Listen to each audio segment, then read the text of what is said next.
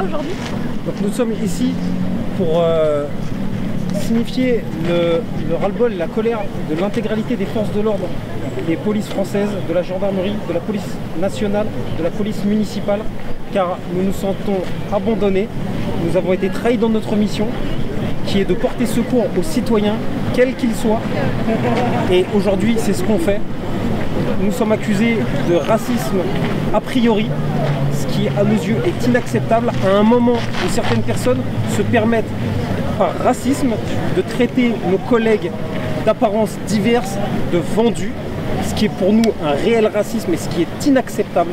Nous, on porte assistance aux citoyens français dans son intégralité, dans toutes les couches de la population. Dans les quartiers, on nous sollicite, quelle que soit la victime. Chaque policier intervient avant même de savoir qui est la victime, qui est l'agresseur. Aujourd'hui, on est mis en porte-à-faux au plus haut niveau de l'État pour un crime qui a eu lieu aux États-Unis, que personne n'a cautionné ici en France. On parle de bavure pour des événements qui n'ont pas été jugés, sur lesquels nous on ne s'exprimera pas, mais qui sont instrumentalisés avant même que la justice ait eu le temps de faire son travail. Et pour nous, c'est inacceptable d'être lâché à ce moment où la société française est crispée, alors que nous sommes au service du citoyen français, des résidents non français qui sont agressés, qui sont victimes. Par contre, il y a des délinquants, des agresseurs, et nous leur ferons barrage. Mais pour cela, nous avons des méthodes d'interpellation qui sont mesurées, qui sont faites avec les mains, qui sont appelées par des gens qui n'y connaissent rien, des étranglements. Ce n'est absolument pas le cas et on nous propose des solutions armées pour répondre, ce qui nous empêche nous d'avoir une proportionnalité. Parce que répondre à une arme pour une rébellion, c'est quelque chose de totalement déplacé. On sait faire notre métier, il y a des jugements en cours sur lesquels certains fonctionnaires sont mis en cause et la justice fera son travail, mais on n'instrumentalise pas une affaire en cours. C'est ce que nous faisons, mais on demande aux partis adverses de faire pareil. Parce que pour nous, il y a des malhonnêtetés qui sont écoutées au plus haut niveau de l'État et qui nous offrent en pâture à l'opinion publique. Alors que l'opinion publique, la France, les Français, les citoyens, quels qu'ils soient, nous les aimons et nous voulons leur porter secours.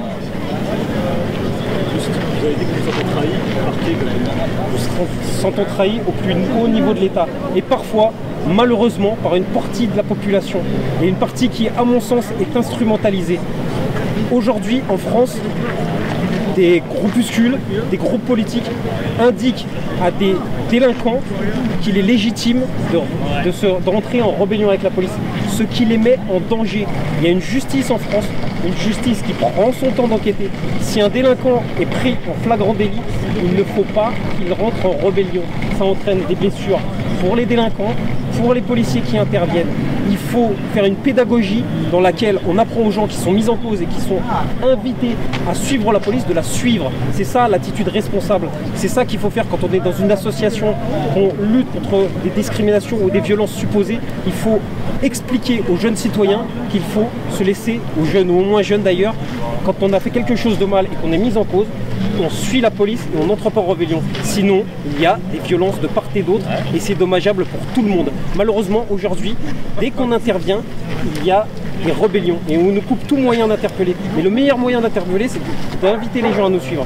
Ce qui n'arrive quasiment plus jamais, puisque tout le monde sent notre action illégitime et ce n'est pas le cas. Surtout avec les réseaux sociaux, les gens ils sont habitués à filmer des interpellations qui sont dites violentes, parce que l'interpellation, elle est violente. C'est pas pour au fait que...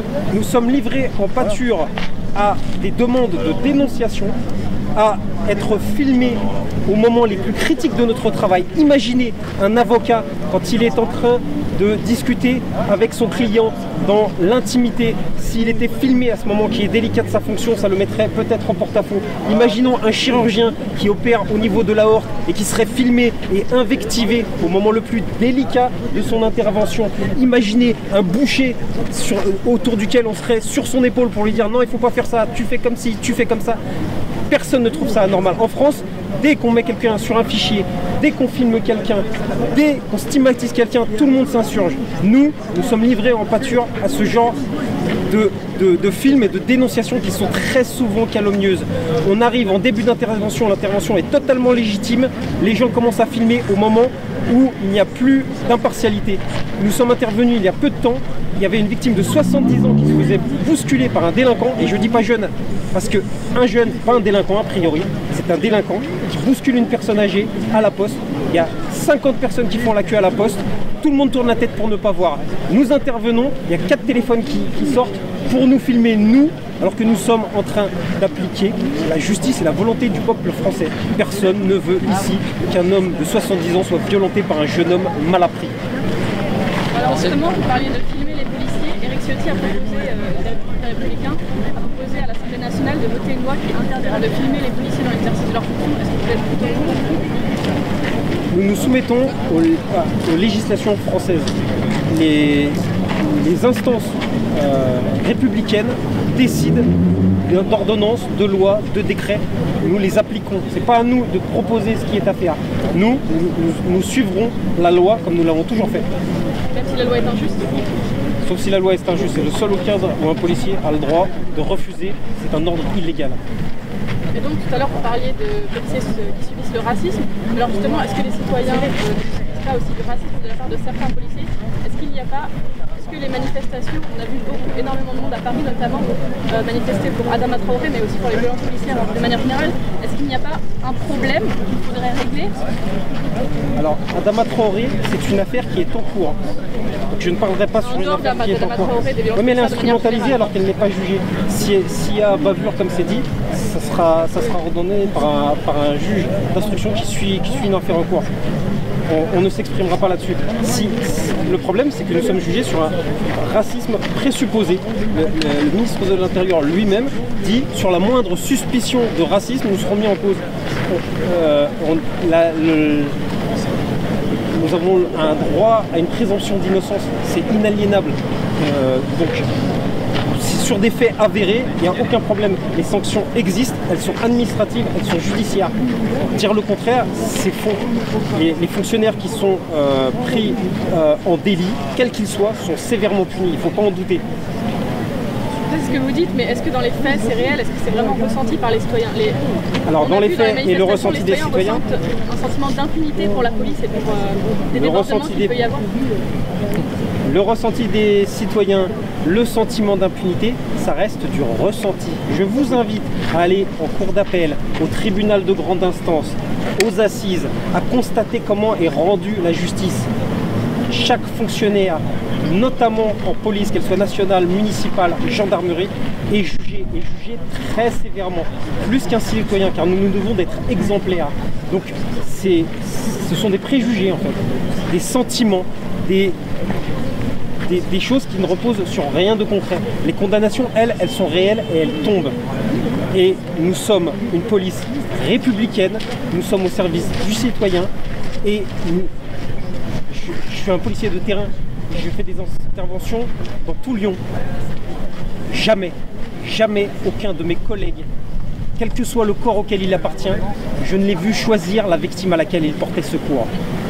Et malheureusement, des actes de violence, ils ont plus lieu dans des quartiers qui sont plutôt défavorisés et où c'est des personnes qui appartiennent à la diversité qui sont également victimes. Et on leur porte secours systématiquement. Et on ne choisit ni la victime auquel on porte secours, ni l'agresseur. C'est pas nous qui choisissons l'appartenance réelle ou supposée des personnes que nous interpellons. C'est basé sur des faits. Vous avez une police républicaine qui vous aime, qui aime ses citoyens, quels qu'ils soient, et qui leur porte assistance et secours. Et être mise en cause sur des impressions et des sentiments, pour nous, ça commence à faire beaucoup. Il n'y a pas que des impressions et des sentiments, il y a aussi eu des enquêtes par des journalistes. Vous parliez des vidéos, mais certaines vidéos sont avérées, on voit le contexte entier. Est-ce que vous pensez qu'il y a une fracture entre la police et les citoyens malheureusement? Il y a des vidéos qui sont avérées. J'ai vu beaucoup de vidéos qui étaient tronquées. Quand les vidéos sont avérées, que les faits sont avérés, il y a des jugements. Nous ne sommes pas couverts ni par l'IGPN ni par quelconque juridiction qui au contraire applique une sévérité exemplaire à notre rencontre. On subit et on ne s'en plaint pas, car c'est la garantie d'une police républicaine. Mais les actes répréhensibles posés par une extrême minorité des forces de l'ordre, elles sont à la marge et elles sont traitées avec le plus grand des sérieux. La France a une police exemplaire dans une grande majorité de ses interventions. C'est systématique. Ensuite, il y a des mises en cause qui ne sont pas toujours appuyées des faits. Vous dites qu'il y a des jugements en cours. Il faut attendre que les verdicts tombent. Il faut attendre que la justice fasse son travail. Aujourd'hui, à peine le fait a eu lieu, nous sommes jetés en pâture à l'opinion publique, ce qui est inacceptable. Nous avons droit à une présomption d'innocence autant que nos interpellés. Nos interpellés, la presse dans son ensemble, les analystes politiques se ruent au secours du moindre interpellé qui serait mis en cause, car il a le droit à la présomption d'innocence. Pour nous, elle est totalement gommée. Attendons que les jugements soient faits. Et quand on attend réellement les jugements, quand on s'intéresse réellement aux affaires, quand on va au TGI, quand on va au tribunal de grande instance, quand on va aux assises, pourquoi pas, quand on assiste au jugement et à comment est rendue la justice française avec sérieux, opiniâtreté et sans aucune compromission, on se rend compte qu'il n'y a aucun passe-droit pour la police.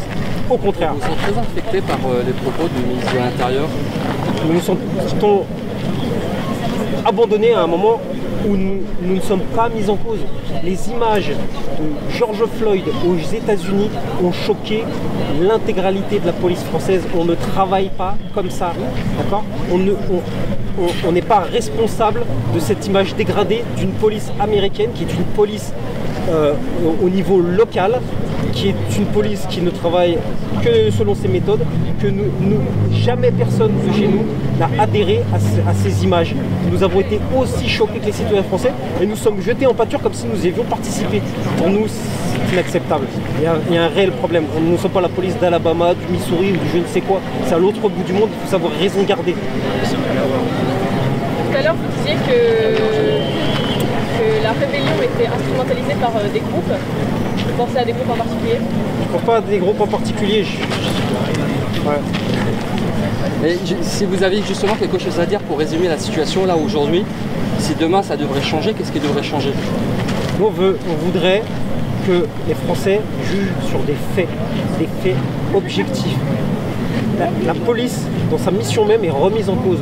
N'oublions pas que la police française, dans l'intégralité de ses forces de l'ordre, gendarmerie, police municipale, police nationale, ça a été créé pour faire une césure avec la justice de droit divin.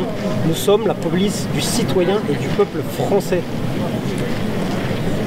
Nous acceptons tous les contrôles qu'il y a sur nos corps, mais nous refusons le procès d'intention.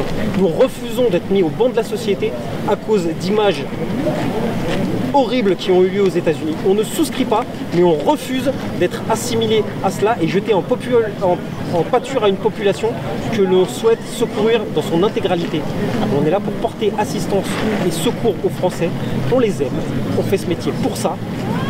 Et on prend beaucoup de procès d'intention qui sont basés sur des impressions, sur des préjugés que nous refusons.